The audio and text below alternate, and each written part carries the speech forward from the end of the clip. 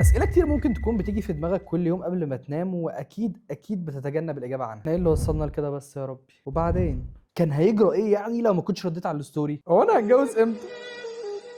بس في سؤال بيجي في دماغ كل مدريدي بنخاف حتى إن إحنا نسأله، خليني أقول وأجري. هل كريم بنزيما كان أهم من كريستيانو رونالدو في ريال مدريد؟ قبل ما تشتم، قبل ما تعمل ديسلايك، قبل ما تلغي السبسكرايب اللي أنت أصلا لسه ما عملتوش، اسمع يا أخي وشوف، يعني شوف أنا هقول إيه. يمكن انت غرمان حاجه، انت عندك حاجه تخسرها. خليك معايا واسمع واعرف ميري وملكي هيقول لك ايه.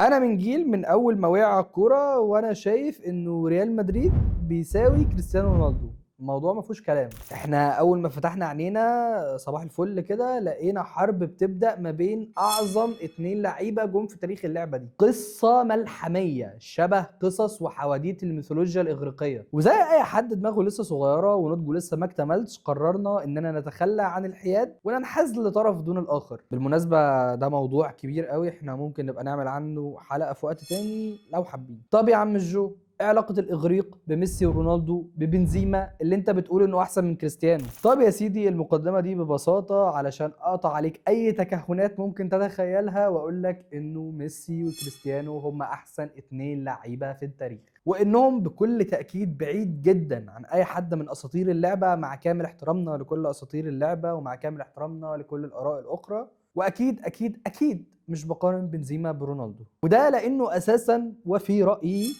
كريستيانو رونالدو هو أعظم لاعب في التاريخ. نقطة. كده جاوبتكم عن سؤال مين أعظم، وانتهت حرب كان ممكن تبدأ في الكومنتس وما تخلصش، بس تقريبا كده بدأت حرب تانية من غير ما اخد بالي. يلا ما علينا، نروح بقى للسؤال اللي أنا عملت الحلقة دي عشانه أساسا. هل كريم بنزيما كان اللاعب الأهم للمنظومة؟ في 2008 كريم بنزيما كان بيتحضر جوه ليون إنه يكون مشروع نجم فرنسا اللي جاي. لاعب سريع، ذكي، بيلعب بين الخطوط، ومهاجم دماغه كلها كوره. فيورنتينو بيريز شافه بدري جدا وشاف طريقته في التفكير. بيريز خلاص كان راجع لرئاسه ريال مدريد سنه 2009، وبعد خازوق الجلاكتيكوس كان عنده خطه: انا مش عايز نجوم بس، انا عايز نجوم ولاعيبه تعيش سنين جوه النادي. وفعلا في صيف 2009 ريال مدريد جاب كريستيانو، كاكا وبنزيما. كاكا كانت صفقة من ريحة الجلاكتيكوس الأول سواء في الطريقة أو في النتائج. كريستيانو رونالدو كان صفقة سياسية وتسويقية ورياضية. أحسن لاعب في العالم، وجه عالمي وإعلاني مثالي، مكنة أهداف. بريز كان معجب بكريستيانو، لكن في نفس الوقت ما كانش شايفه مشروع للنادي، والحقيقه ان دي حاجه قمه في الجنان. انا شخصيا مش عارف هو كان بيفكر في ايه لغايه دلوقتي، الراجل المجنون ابن المجانين ده. يعني انت دلوقتي جايب افضل لاعب في العالم والراجل اللي هتحطه راس براس مع الجيل الاسطوري اللي بيتكون لبرشلونه، ومش شايفه مشروع؟ اكتر بني ادم بيدفع فيه فلوس اعلانات في العالم ومش شايفه مشروع؟ ده انت مجنون رسمي. بس هو كان شايف ان كريستيانو عايز يبقى نجم فوق الفريق، وفي نفس الوقت كان شايف انه ريال مدريد لازم يكون فوق اي نجم. بيريز كان بيحسبها حسبة انه اليوم اللي رونالدو هيمشي فيه من الفريق ريال مدريد لازم يكمل. اما كريم بنزيما فكان اختيار شخصي من بيريز، مش ضغط جماهيري، مش اعلانات، مش تسويق. بريز بنفسه كان بيقول في الاجتماعات الداخلية ده اللاعب اللي هيكمل بعد ما الكل يمشي. بنزيما لاعب بيفهم اللعبة زي ما ريال مدريد بيفهم. ليه بقى؟ مش اناني، بيشتغل للفريق، قابل للتطويع وسهل انه يلعب في اي حتة علشان يرضي اي حد، مش محتاج يبقى رقم واحد، عنده صبر غير طبيعي. بنزيما هو المهاجم اللي هيضحي عشان الفريق، مش اللاعب اللي الفريق هيضحي عشانه. كريستيانو رونالدو في ريال مدريد كان وحش كاسر. ارقام: 450 هدف في 438 ماتش. دوري ابطال، شال مدريد على كتافه 4 تشامبيونز ليج. لحظات كاتب التاريخ ايده نملت يا عيني من كتر اللي كتبه. بس كريستيانو كان محتاج الفريق يبقى بيخدمه، محتاج منظومه متفصله على مقاسه، والمنظومه دي عمرها ما كانت هتكمل من غير اهم لاعب فيها،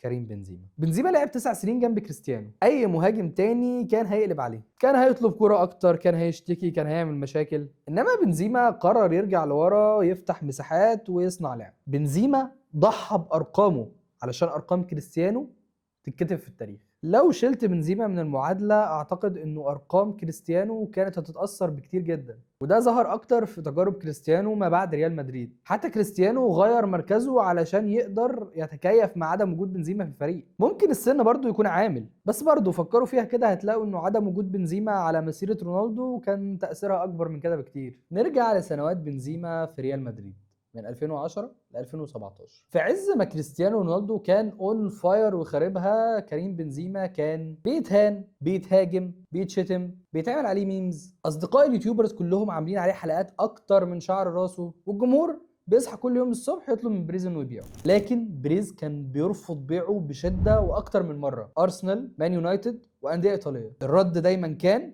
بنزيما مش للبيع. مهما كان ضغوط الجمهور بيريز كان ثابت في الموضوع ده تحديدا.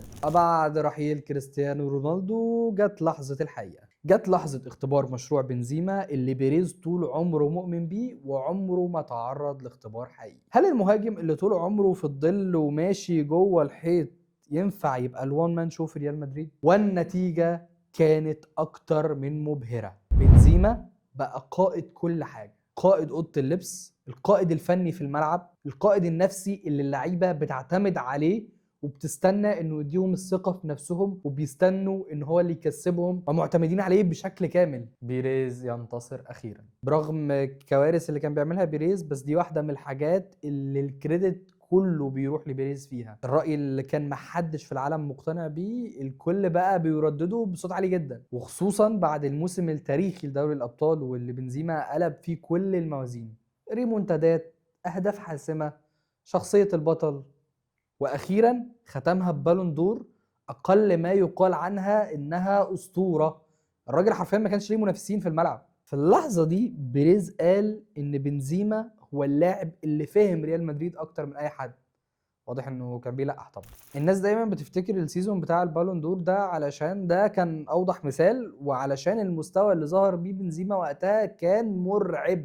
بس ارجع كده شوف مثلا حتى ماتشات الليجا، ماتشات الكاس، الماتشات العادية بعد ما رونالدو مشي، وشوف مين أكتر لاعب كان فعلا مؤثر. ريال مدريد كان هيعاني كتير قوي قوي قوي بعد كريستيانو، لكن من غير بنزيما هو بكل تأكيد كان هيعاني أكتر بكتير. نوعية الفرق اللي زي ريال مدريد بتحب دايما اللاعب اللي بيضحي عشان التيشيرت حتى لو ما حدش واخد باله منه، وده بالظبط اللي كان بيعمله بنزيما. بس الفكرة إنه لما جت الفرصة لبنزيما بعد كل السنين ده قدروا إنه يلعب دور الراجل الأول بمنتهى البساطة، وده اللي يثبت إنه بيحب ريال مدريد من قلبه بجد. طب بما إننا وصلنا لهنا حابب أكد تاني إني مش بقارن بنزيما برونالدو، ولكن اعتبروها رسالة حب من مشجع ملكي للاعب ضحى عشاننا كتير جدا. ولو لسه مش مقتنع تخيل معايا لو من اول يوم بنزيما قرر يحط راسه براس كريستيانو وما يمشيش الدنيا كده ويمين عشان الفريق، تخيل. طب احمد ربنا بقى وقول يا بختنا كجمهور ريال مدريد ببنزيما. واخيرا اعملوا شير ولايك وسبسكرايب للحلقه، ما تنسوش تشتموني في الكومنتس، وهلا مدريد.